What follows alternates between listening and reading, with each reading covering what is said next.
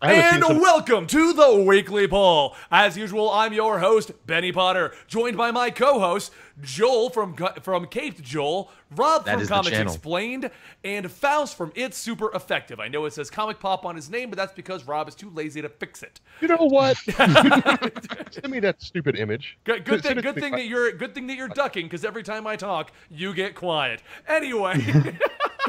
That image right now. Oh, Rob, you're trying to say something? Anyway, I'm Benny the Comicstorian. If you're just joining me from my channel, you know who I am. But if you're joining us from Twitch and you don't know who I am, I'm Benny the Comicstorian. And on that note, let's talk about Civil War spoilers. This is your last chance to leave the chat. If you don't want it, we plan on going ham talking about this movie. So going deep, going raw on this movie. 4, 3, 2, 1. Spoil it, Rob. Go. Are you sure? Everyone dies. Send me the image for that stupid freaking link. Yeah.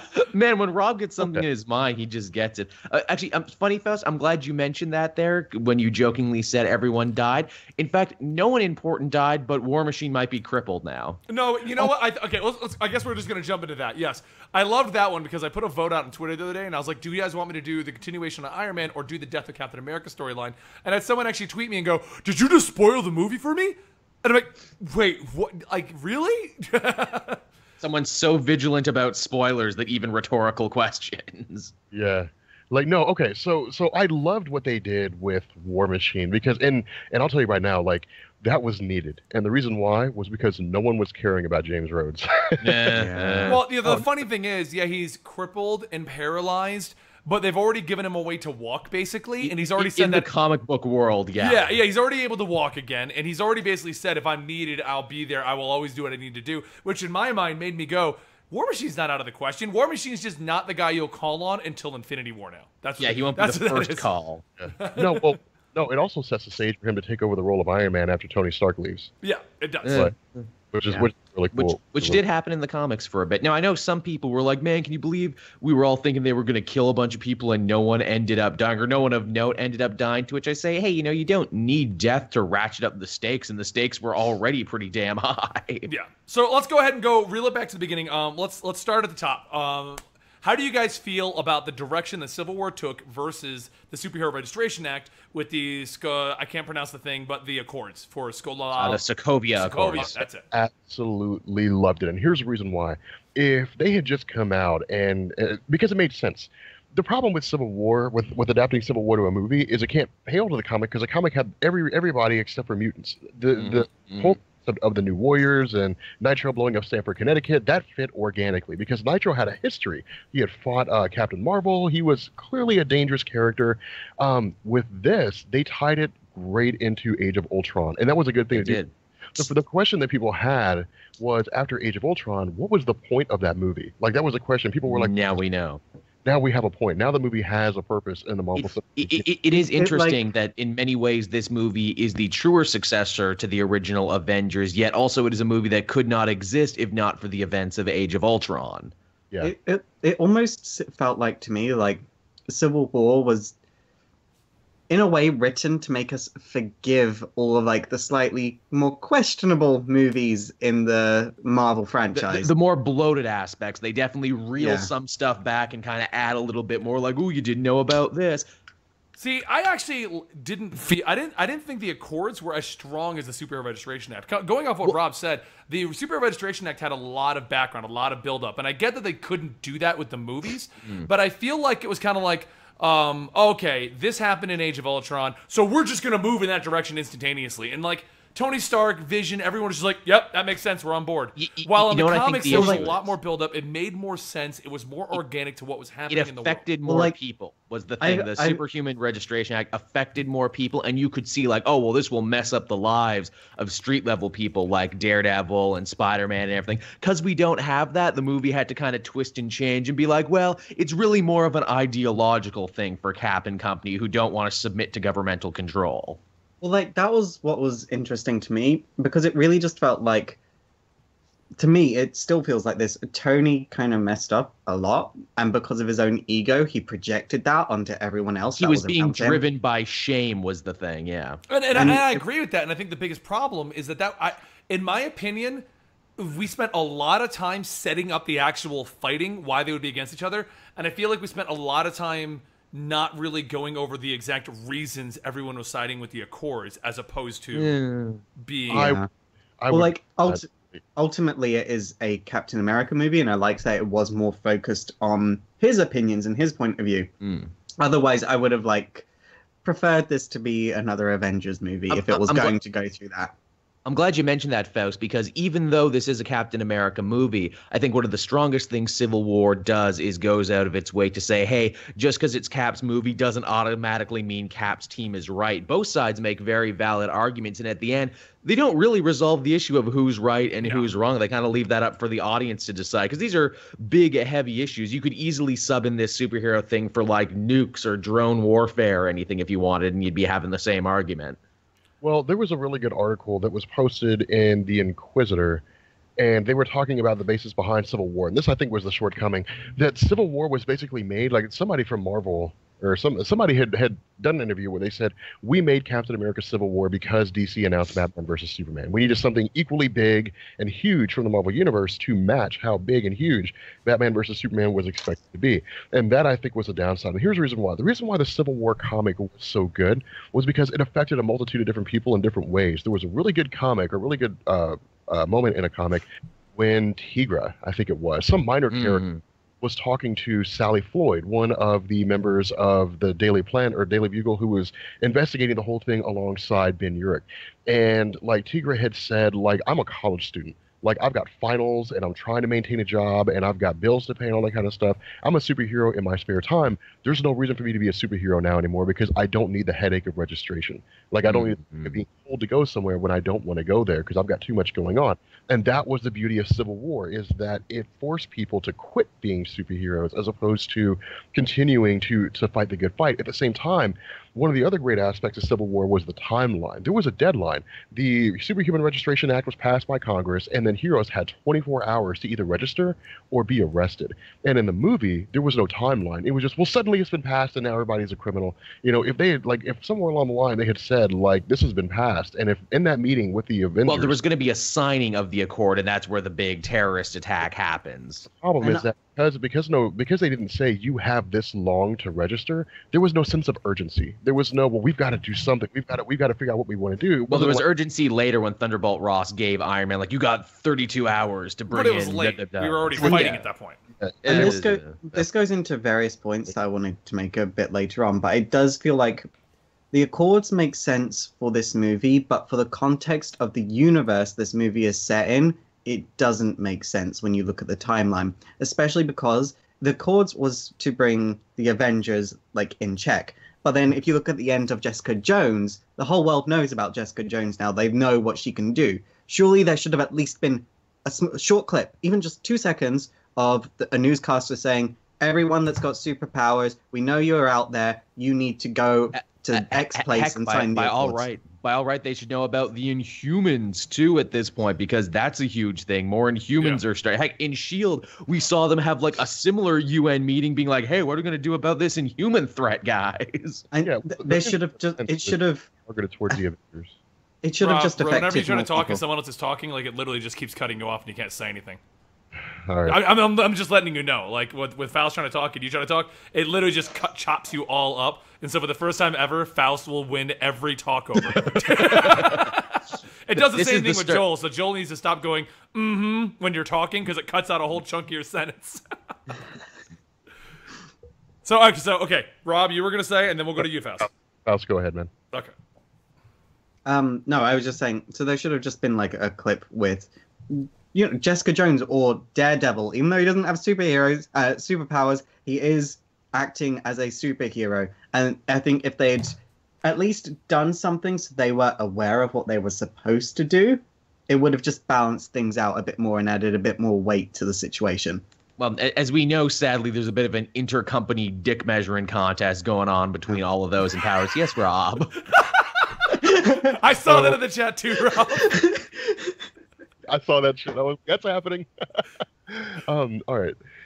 So, So the whole, in terms of Jessica Jones, in terms of street level characters, and this is actually kind of an issue that I found with Sokovia Accords, is it only impacted the Avengers. It was only for the Avengers. It was regulating what the Avengers could and couldn't do, which I thought was kind of a cool thing in the context of it. But, you know, for me, Civil War would have been much better as like a whole phase. Like if all of Phase 4 was Civil War.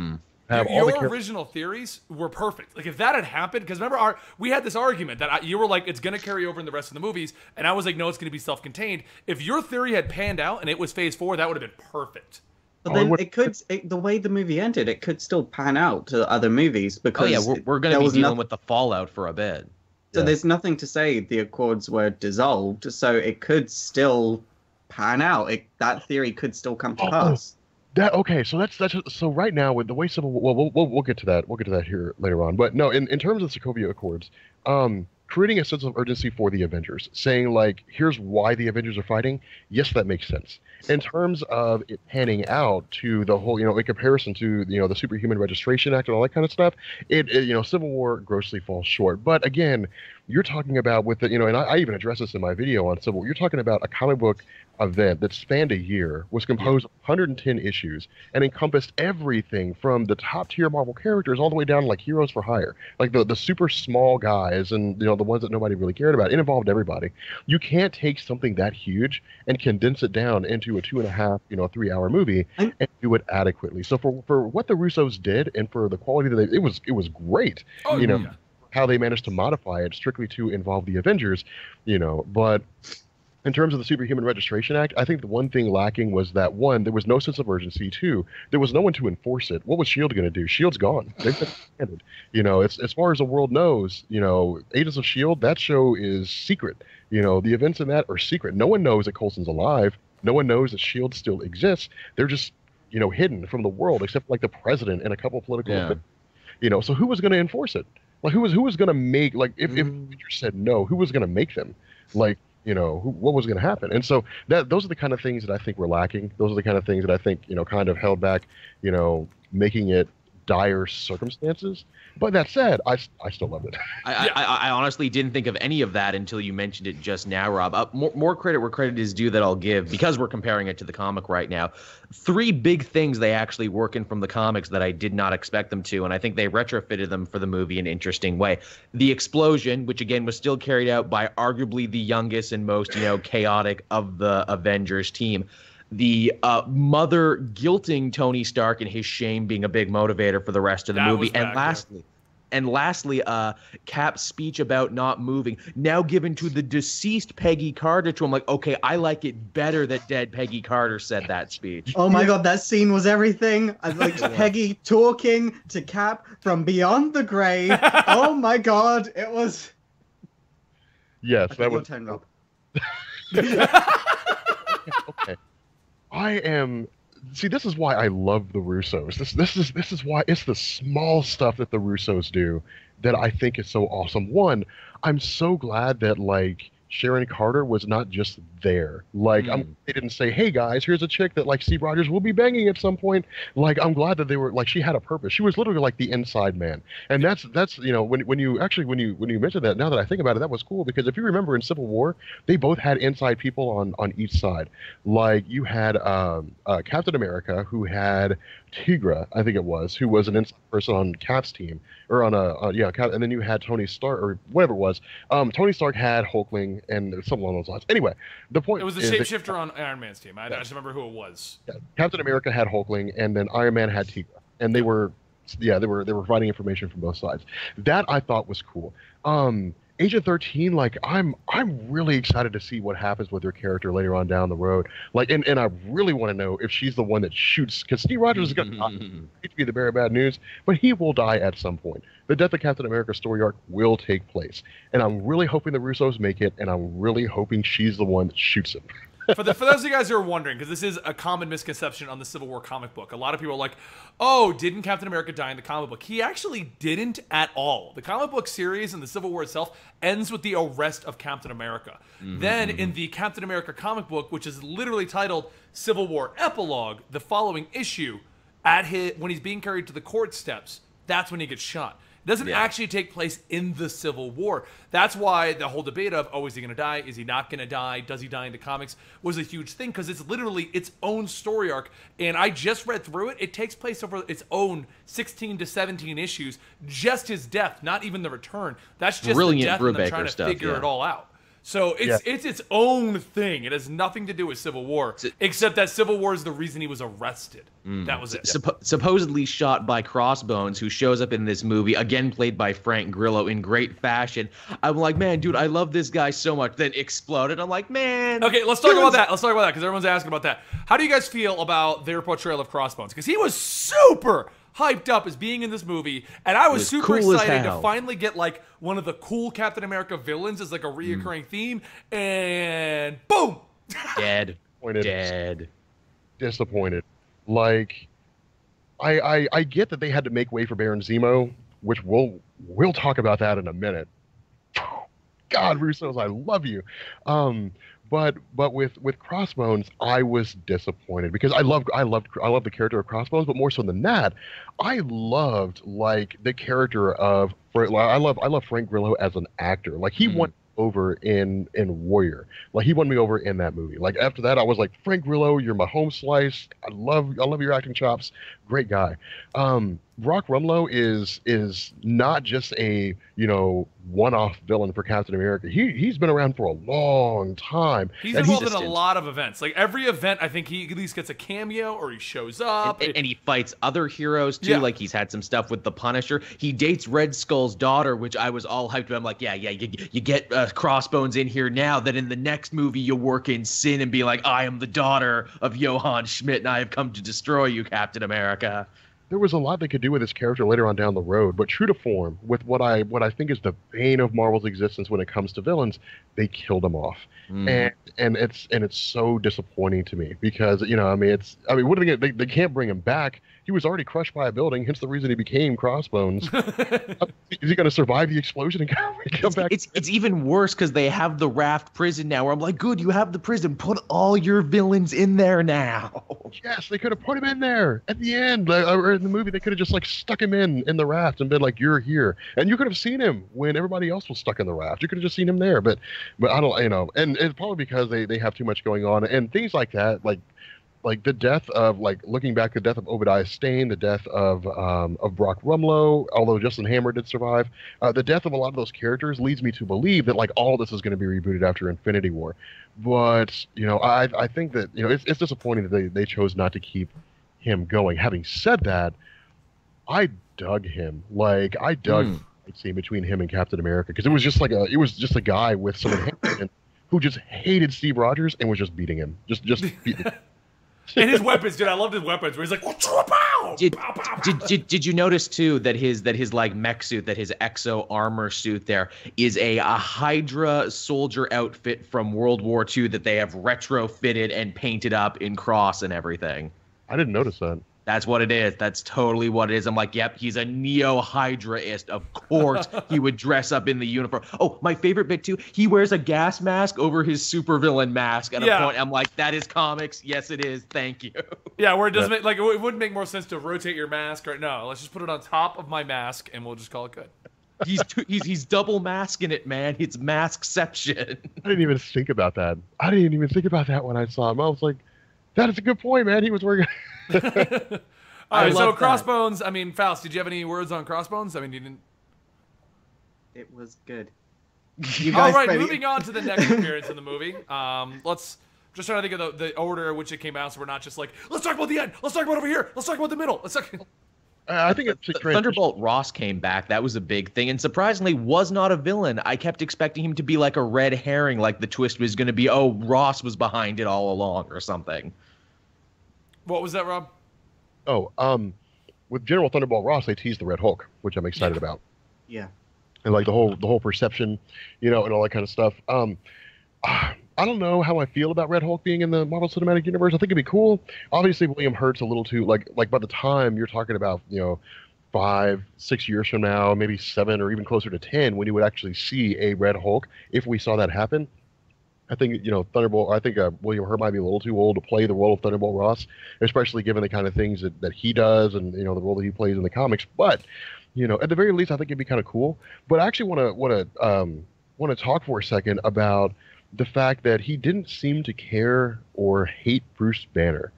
Like, do you know where Banner is? And I was expecting a little more. Like, do you know where that asshole Bruce Banner is? Or something like that. You expect him to be more of a dick, like, that Banner guy, he done did my daughter, Liv Tyler. I hate you Avengers because of it. I honestly feel like that was a missed opportunity to at least hype up Ragnarok, because they're like, do you even know where Banner and Thor is? And they're just like, no.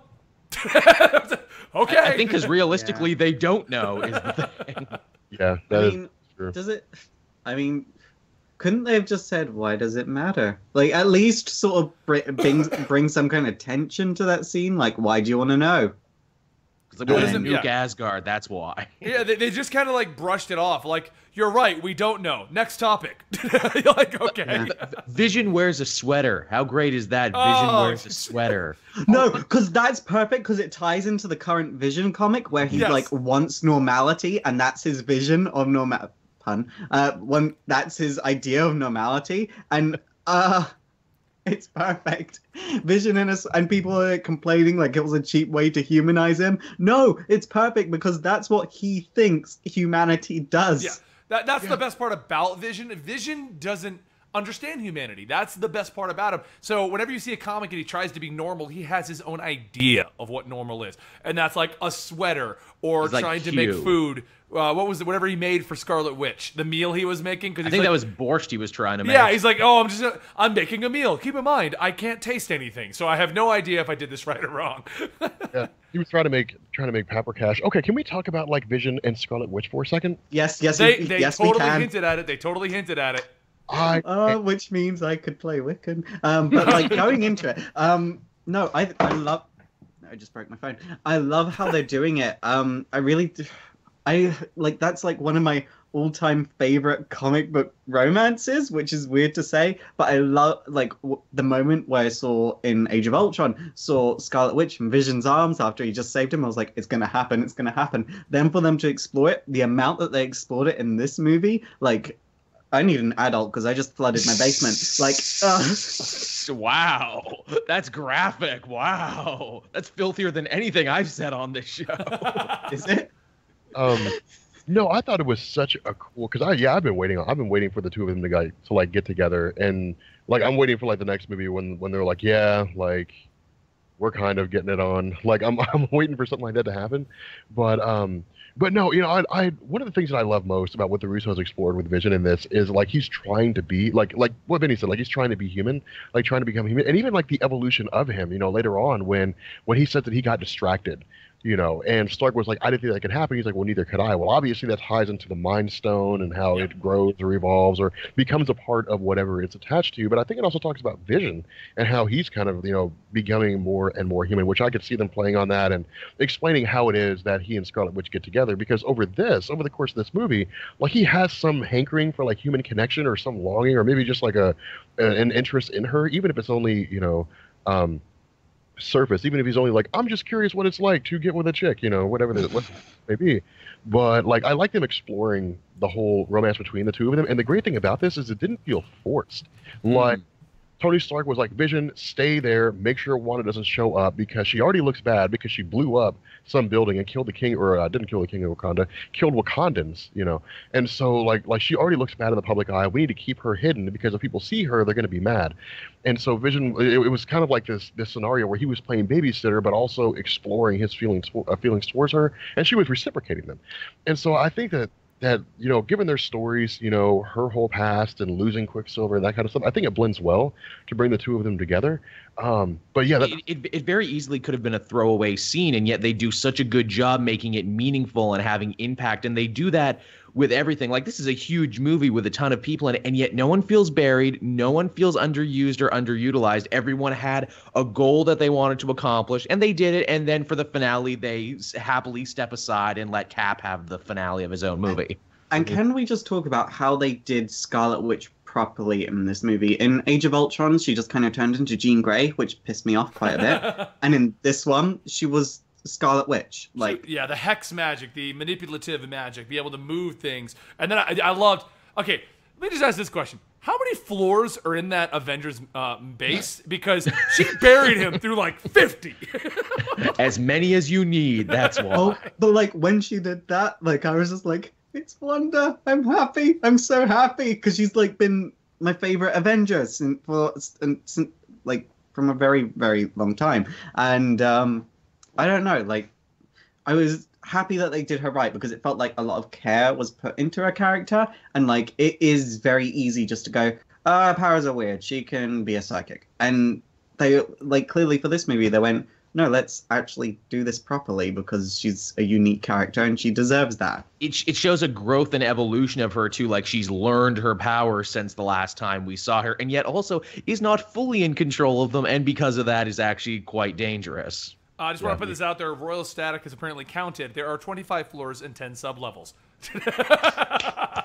Good job. I don't know if he actually counted, but that seems legit with how many floors Vision went through. If that's true, buy that man a Coke.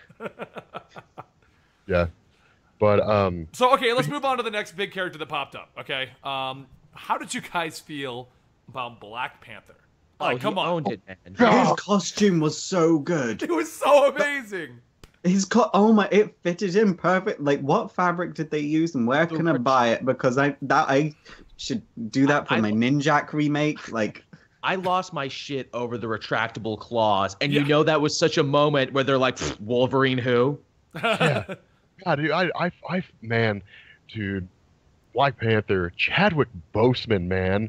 Like, man, what I loved about the Black Panther thing, I'm just going to jump in with this real quick, is the fact that we got just enough about him. He was explained that you did not have a single black... I am not a giant Black Panther fan. The comic books don't normally do it for me with him as a solo thing, because the only ones that I've really read, he went on a crazy, like, otherworldly adventures with the Fantastic Four, or he was dealing with a marriage with Storm. Like, it never really worked for me. So I didn't know too much about Black Panther, other than was general knowledge, and they gave you just enough. He's got a father. The warrior is the one who takes the title. He's the king who is a warrior. The suit works based upon the ring, I'm assuming, at this point. It's a little different, but whatever. Like, the ring seems to be where it was coming out of. That works. And there was enough of him and what Wakanda was that you had no questions. And I'm totally ready for a Black Panther movie now. Like, don't origin it, just move forward. It's super interesting that, like, in the first, like, in his whole 10 minutes of screen time he has in the movie, they basically give you the first act of what a Black Panther movie would be. Yeah. And they get it out of the way in this one. And once again, doesn't feel bloated, doesn't feel like a diversion. It's very, very, organic to what's going on because, they play the Winter Soldier into the death of his father, so it's a revenge quest for him. Yeah, it was so great because they didn't throw him in your face. Like, I felt like Chadwick Boseman, like Black Panther, was the standout star of the movie because, like, his entire purpose, is like this. His dad was the ambassador. He's the king of Wakanda. He was there with his dad on a mission for the Sokovia Accords. Like, the building gets blown up. His dad dies, and he's like, Bucky Barnes did this because news footage shows his face there. I'm gonna get Bucky Barnes, and he was in the background almost the entire time. Like, he was either following Tony Stark or he was just watching things unfold. And that's what I liked about it, because the Russos constantly told you, even if he was just sitting in a chair and watching, Captain America and whoever else it was, Tony or whoever he was with, watching them like race off, to the sub-level, or with Sam Wilson to race off to the sub-level, or, the explosion and everything. And Black Panther's just sitting there on his phone, and then he looks over and watches them run. You're like, well, he's obviously going to do something. His fight with, or both of his fights, really, with the Winter Soldier, like, it was, I'm with Benny on this. It was just enough to tell you this dude's clearly a badass, and he can do some cool stuff. But it was just like, wouldn't you like to see more? And I'm just like, yes. And he also arguably brings in the bad guy at the end. He ultimately is the one who saves the day by choking out. And how about that line, though, when Zemo, and we'll talk about Zemo in a minute, but how about that line where, like, Zemo's like, I'm done. And he's like, the living aren't done with you yet. You're like, Yeah, he was full of great lines, because there was the bit where Black Widow's like, don't worry, we'll bring your father's killer to justice. He's like, no, I will kill him myself. Faust, you had something you wanted to add to this. I did. And I remember what it was now. It's so easy to turn Black Panther into what society thinks Batman is. Not what Batman is, but what people think Batman is. And he's not that. He's Black Panther, and he's got his own identity, and I'm so happy about that, because sort of turning him into a cheap Batman would have been easy, but he's not that, and I'm happy about that. Well, it presented like so many questions that they could answer in the movies. Like Vinny's question, well, where does his power come from, the ring? Or is the ring just a symbol of the new king? Did T'Challa sit down and say, well, my father's dead, I am now the king of Wakanda, and the ring is used to symbolize who the king is? Does his power actually come from the god Bast? Or is it one of those things where it's like, well, because we're trying to make the movies more realistic, Bast is really more of a symbol, and they just like absorb some radiation from the heart-shaped herb, get abilities, or it enhances them, done and done. The suit, well, how does vibranium work? Does he have a vibranium suit because where vibranium comes from Wakanda? Like, how are the bullets bouncing off, or are they just fall? Like, how does all that stuff work? And it answers, even the post-credit scene where it shows Wakanda, like, I want to see what Wakanda looks like now, like, in that country.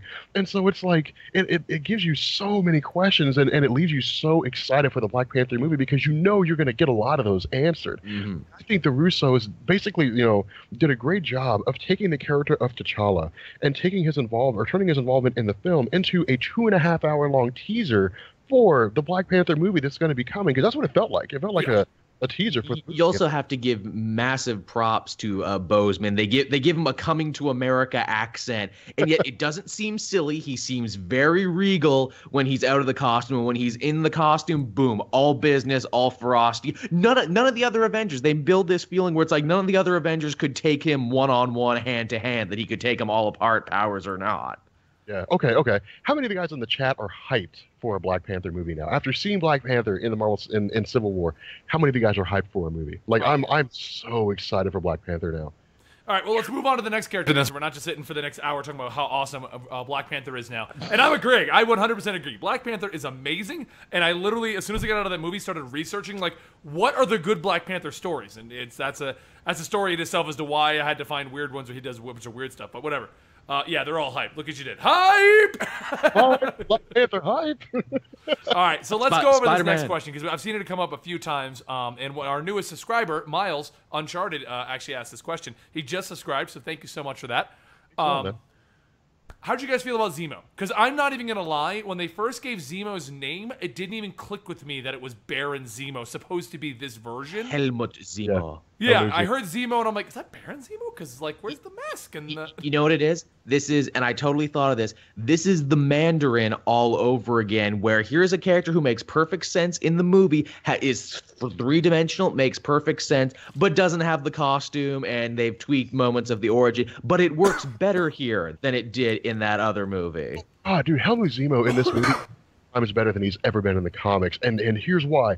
And I'm glad the Russos did this. The Russos did not tell you what he was doing until the end. They didn't give you his motivation, because if right off the bat they had said, well, my family died because of Sokovia, it would have taken away from everything. Yeah. It would have taken, because then he would have just been your stereotypical angry villain. But by giving you like everything he did, by going through all the lengths and all the plans that he set up, and then at the end saying, I did all of this because my wife and my father and my child died in Sokovia, it makes him a tragic villain. It makes him a guy that you're just like, he's literally just a grieving father. He's no different than Frank Castle. He's a guy who lost his family, and he's mad, and he's going to take it on. But not only that, it makes him super smart, because in the comics he's really, really smart. And by focusing on that intelligence and basically evolving, you have the Sokovia Accords, whatever they play in background, but by taking his character and having him go through all these lengths and all this planning and all this subterfuge for the sole purpose of splitting up the Avengers team, and I'm glad they didn't kill him off. It makes him, in my mind, one of the best potential future villains. And even now, like, I look at him and I say, what if he were to form the Thunderbolts? Like, I'm glad that I was totally going there, because think about it. You got Thunderbolt Ross now, and you even mentioned at the top, how's the government going to enforce these rules? Well, we have a super smart military man in our prison. How about we give him a purple mask and say, assemble a team of villains? We got the Abomination. You can have him. You can have Batroc the Leaper. Just go nuts. Yeah, I mean, especially because, like, they didn't need to go all out with the costume and everything the first time he appeared, especially because they've kept him alive. He can break out of prison. Like, there is like 1,000,001 different ways that they can reintroduce him in the costume, doing weird, crazy shit later down the line. Maybe him being in prison is what drives him over the edge and makes him get in a costume. Like, hopefully they do it like they did in the cartoon, where like the mask gets melted to his face I like that. But making him not of Hydra too was actually a smart choice, because if he was the Baron Zemo we know from the comics with the mask and the sword and Captain America, he would basically just be Red Skull Volume 2. And I mean, everyone would complain he was just the Red Skull all over again. Yeah, it was. It got to, and you know, to kind of touch on that, because imagine that you have Thunderbolt Ross who shows up, and he goes to see you know, Baron Zemo, and is like, I saw everything you did. Like here's the honest truth. There's nothing we could have done to stop the Avengers if they chose not to register. And so he was like, we need someone to form a team that can keep the Avengers in check if we need them to. And then Baron Zemo was like, okay, yeah, I'll run this team for you. But in the background, he was like, I'm just going to wage war against the Avengers, and just immediately goes rogue with the Thunderbolts, you know, and then just starts. And then you've got an an antithesis to the Avengers. You've got the Avengers, and you got an anti-Avengers team. And that's a great way, I think, to introduce a new villain, or at least an ongoing villain for the Avengers, and you know, in future phases of the Marvel Cinematic Universe. But focusing on Baron Zemo as a character, focusing on just him as a person, I thought he was so well written, and he was so well designed. And that was my biggest fear, is in the movie they were going to kill him off at the end. When he had that gun in his hands, I thought that you know, when T'Challa realized, you know, well, he was the reason why my father died, that he was just going to let him kill himself. But when T'Challa intervened and took that gun away, I was like, thank you so much. Because he said no to revenge. He saw himself reflected in Zemo's mad quest for vengeance and said, no, I will not be like you. I will show mercy because I'm a hero, and that's what heroes do. Yeah. I like that. Going back to the Black Panther, I loved that twist where he saw what Zemo was doing, and it turned Black Panther from being a guy just obsessed with the vengeance and being like, no, I need to be better than this. I am a hero. And that sets.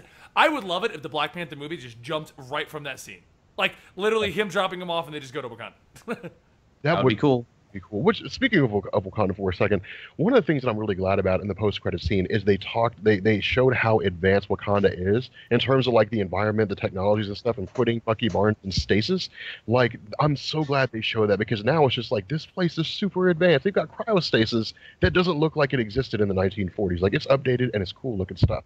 But I just kind of wanted to mention that. Like, I'm glad you mentioned Bucky too, because for the second Captain America movie in a row now, he is like one of the main focuses. They go all Manchurian Candidate with him in some interesting ways, and they kind of make him the last tether Steve has to his past and his old life, and that's why Steve moves heaven and earth to try and save him, even in situations when maybe he shouldn't, is the thing. And I think that's really cool to show Captain America as a person. Isn't it like, it's an interesting theme that is very strongly explored in the movie without being too in your face, about how like everyone does eventually lose what tied them to their past. Like, in the same movie where he loses Peggy, which was his romance from his past, he loses Bucky, but then also forms a romantic relationship with Peggy's Sharon Carter, niece. That's actually something, and I get Captain America's motivation for, like, maybe before we go to Spider-Man, which everyone wants to know, Spider-Man and the Aunt May situation. Let me ask you guys this. So the core of the reason why they started the fight was because Bucky was being blamed for the explosion. And Captain America decided to go stop it because he assumed they would shoot first and then ask questions later. Why did he not at any point be like, I think Bucky's innocent. How about I help you guys capture Bucky? We'll try to take him in alive. That's how we're going to do it. Why did he jump to, I need to go rogue? Fuck it. I think he was kind of protecting himself. I think in his heart of hearts, even he didn't really trust Bucky, but he was going to protect him regardless. Well, I also think there was, when he first met Bucky, Bucky was ready to give himself up. He was like ready to die. Yeah.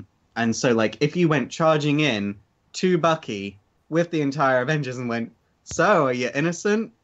You know, he would have just been like, well, fuck. Do you trust me? No, you don't trust me. Like, fuck it. Yeah, I'm guilty. Whatever. I mean, it was good. I liked it. I was just trying to see what your guys' thoughts and the motivations behind it were, you know? I mean, we all have our own ideas what happened there and everything, because I feel like a few things were sort of forced into the fight when it very easily could have been like, how about we talk for 5 seconds? That's kind of every 5 seconds superhero is all we battle need. ever, yeah. Well, who talks? I think it went into Steve Rogers because remember, he was talking, like when he was talking to them about the whole registration thing, he was like, well, we can't do this because, whatever, the UN's ran by people have agendas. And I think he knew that given the history of Bucky Barnes, that they would just shoot him on sight. It'd be easier to kill him off because he's like the most elusive assassin in the history of the world. And given all the things that he had done, I think they would have just, would have said it would just be easier to kill him on sight as opposed to try to capture him and bring him in. Yeah. But, and touching on the whole thing, like this is why I love the Russos so much, man. The whole dichotomy, the whole relationship between Steve Rogers and Bucky Barnes was so good because it's when I talked about this, I had said that like Bucky Barnes and Peggy Carter were truly the only two things that kept Steve Rogers linked to his past. And I think that the problem with Steve Rogers in the Marvel Cinematic Universe, not in terms of like his acting chops of the movies that he's in, but in terms of like his character and being in the 21st century, is he can't adapt to it. And so like, he's like, yes, people have problems, whatever, but he's still trying to get used to it. But he's like, but I really want to go back to the way things used to be. And Bucky Barnes gives him that. Like, it gives him that outlet of going back to the way things used to be, or at least feeling the way that he used to feel before, he was frozen in ice for 40 years or however long, 20 years. And so I think that this whole idea of, him going out and seeking Bucky Barnes is, one, because he's a friend and the whole story of redemption, but two, because Bucky gives him a way to live vicariously through the past. Now, having said that, I loved what they did with Bucky Barnes. Like it turned out that he was being tricked the whole time, but you didn't know that up until, of course, the whole thing with Baron Zemo and towards the end of the movie. But the idea that Bucky was the centerpiece of this, I thought was done extremely well. And this is why I thought the movie was made so well, because everybody had a role to play. Like you guys have said earlier, everybody had a role to play, and everybody played that role respectively. Bucky Barnes was the misunderstood villain. He was the guy that had been tricked into a circumstance, or people had believed he was guilty of a circumstance. But I thought it also showed him great in his element, what he's capable of, the kind of things that he can do, his level of intelligence, his experience in subterfuge and being an assassin and all that kind of stuff. But the issue of, in the end, there are people out there that are still far more capable than he is, namely Black Panther. And I thought that his portrayal overall, especially, with Sebastian Stan and how everything went down, was... Faust, are you going to be okay? I just realized something. He's going slow. Rob, you can get back to this in a second, because if I don't say this, I'm going to explode. So I just realized another way they set up this feud between, and it's so fucking subtle, between Captain America and Iron Man, is at the start of the movie, Tony Stark is doing that presentation about how he creates like a holographic image of his past so he can live vicariously through his past. And he says that he doesn't care about it. And then Steve's whole point in this movie is that he wants to hold on to his past. Whereas Tony's like, I don't care about my past. And oh, man. Dude, you hit it right there, man. I think you got also the big reveal with Winter Soldier, which obviously it's not really a big reveal. It's not a twist. If you were paying attention to Winter Soldier, they came out and said it. Yeah, Bucky killed Tony's parents, and here they make that the centerpiece of it. I called it right away when I saw him back in '90. When I'm like, oh, this is where he kills his parents. But then they trick you with the whole thing with the fake army of Winter Soldiers, where it's like, yeah, they're an unstoppable death squad that can bring down countries in a day, only for that to be a bait and switch and be like, haha, it was actually about this though. See, that's what I was gonna say, is like taking the Winter Soldier and saying like he assassinated Stark's parents was a great way to like create that to keep that tension going, because once it came to it, it was like, well, Bucky didn't do it, it was Baron Zemo. It's like, well, then what do we do with Bucky now? Well, he killed Stark's parents, man. All right, guys. And what a great line read from Robert Downey Jr. in that moment, where it's like, he killed my mom, man. That's like, there's no coming back. We're having this fight right now. Yeah. I'm sorry, there's no getting out of it. All right, so we've run out of time, guys, so we're not going to talk about your favorite topic. We'll see you all next. No, I'm kidding. you had me going for a second, like, but I got so much to say about Spider-Man, though. All right. Let's talk about Spider-Man and young Aunt May. I'm going to start this one off by stating, personally, because a lot of people are like, oh, I want old Aunt May. I think what this is young Peter Parker and young Aunt May is Marvel learning from a pseudo mistake that they've got going on right now, in which people like Robert Downey Jr. and Chris Evans and everyone are getting too old for their roles. So if we go really young with the Spider-Man cast, we got him for like 15 years. Well, especially like with they're not just learning from their own mistakes, they're learning from Game of Thrones mistakes. Yeah. Because like Bran is supposed to be 13 at the moment in Game of Thrones. He's like 18, 19, isn't he? Yeah. He's going to start bringing kids to the set and everything. So, I got to pay my taxes. I got a bad back. Well, the only issue with that is like Marissa Tomei is like 51, but I will say, but Aunt May in the comics, at least other than the Ultimate Universe, is like 60, 70. She's old. Geriatric. She is old. Like you're talking about like relative to their age in the comics. Yeah. She's old enough to be able to reminisce with Captain America when she meets him. Oh, you remember the 30s? I remember the 30s. Remember that time when you saved us in World War II? Do I ever? Okay, so I think we can all agree that Marissa Tomei was pretty damn hot. Like she's 51, but she's a hard 51, man. I mean, I can agree that they did her makeup really well. I mean that. Yeah, and she looked at like I saw the movie twice, and I was like, nope, I wasn't enamored when I first saw it. Like she is that hot. Like Marissa Tomei, you aged very well. And they call it out too with Tony Stark basically saying, "Man, your aunt is pretty hot, man. Is she single?" Yeah. Oh no, he says, "Oh, you seem really young to be an aunt." And then like that was my favorite line from the movie. It's like at least they acknowledged it. What great lampshade hanging, and they really needed to hang that lampshade on this thing in particular. Mm-hmm. I think. So can we just go ahead with Spider-Man? Yeah, let's go in it. First off, loved the suit, loved the joke. One thing that I loved about the Spider-Man appearance, before you go on to talk about the costumes for the next 5 hours, Faust, is I loved the fact that we didn't even go into his origin. We didn't even explain how Iron Man knew about it. Over it. They were just like, he's like, I got a guy, and he shows up, and like they didn't even be like, they could have taken 2 seconds to be like, oh, I found you because I was doing research. But you know what? He's Tony Stark. He probably was anyway, and they're just like, I found you. You're easy to find. Okay, it's a nice relationship they draw between. It's like, hey, you're a young scientist, I'm an older scientist and everything. I'm feeling really ashamed about everything, but I bet if I help you out, I can make myself feel better. Well, I have to say, I loved that this Peter Parker one is young. I've been saying like every actor that has played Peter Parker up to this point is just slightly too old because I just want an awkward looking Peter Parker. I want him to look like Michael Cera's Spawn. And also a Spider-Man from Queens with an actual New York accent. Why did it take us like 5 of these to finally get a Spider-Man who talks like he's from New York? And isn't it amazing how Marvel has had Spider-Man for 2 seconds and they made him good? It's not difficult. We've all been saying this whole time. It's not difficult to make Spider-Man good. I love that they stress that he's poor and he has to dumpster dive for computer parts. I'm like, yes, that's...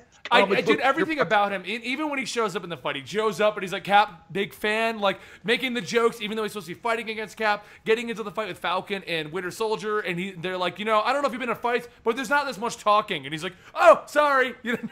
And he's like, he seems to be this merge of Kamala Khan and Spider-Man, but like that works for the movie because he's such a huge fanboy. And like you could imagine him sitting up at night writing Captain America fan fiction. Oh God, yes.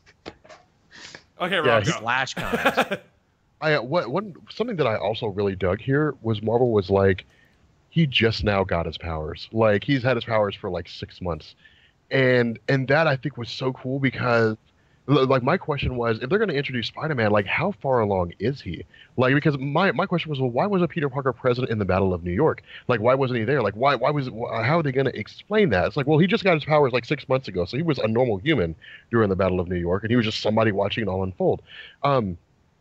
That I think is really cool because it gives him a fresh way to start off. It gives him a fresh way to say like he's learning to become, Spider-Man. He's learning the things that go along with it. But touching on your all's whole thing about being a huge fan, I loved the whole thing with Winter Soldier. He was like, dude, you have a metal arm? That's Not for me, it's not. The Russians cut this off. Like everything about him was like perfect Spider-Man. And it even turned Natalie, my wife, who wasn't really a fan of the Spider-Man movies that much, into a Spider-Man fan. She was like, he was awesome in his role. And everything about him. And even cracking the jokes as he took down Giant Man. I mean, we can call him Giant Man. Talking, but it's like, hey, remember that old movie Empire Strikes Back? Oh my God, Tony, how young is this kid? I don't know. I didn't carbon date him.